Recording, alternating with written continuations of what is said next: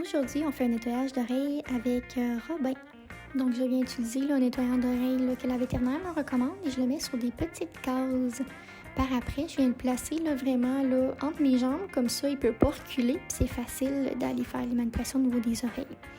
Fait que je viens prendre une gauze à la fois, je le mets dans le fond de l'oreille pour vraiment aller chercher le plus de sécrétion possible. Je le fais jusqu'à temps qu'il n'y ait plus de sécrétion sur ma gauze.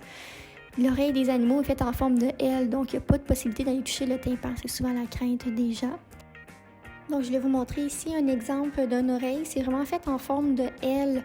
Comme je vous disais tantôt, il n'y a pas de possibilité d'aller toucher le tympan. Pour les chats, on ne met pas le liquide directement dans les oreilles comme chez le chien, puisque les chats sont plus sensibles quand on fait un massage intense comme on le ferait chez le chien. C'est là pourquoi on le met sur des gazes ou des tampons démaquillants, le nettoyant.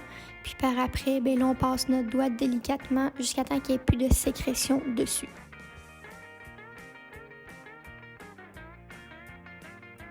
Par après, j'attends une trentaine de minutes que le nettoyant d'oreilles sèche avant d'aller appliquer le traitement. Donc, en attendant, je viens préparer mes seringues de la quantité qui est inscrite sur ma prescription. Puis par après, je le replace de la même manière et je mets les seringues.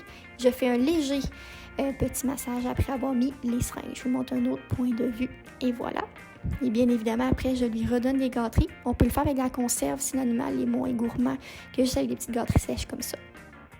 Je vais vous montrer qu'en lui donnant des gâteries régulièrement pendant les soins, il associe ça positivement puis il vient me coller la nuit.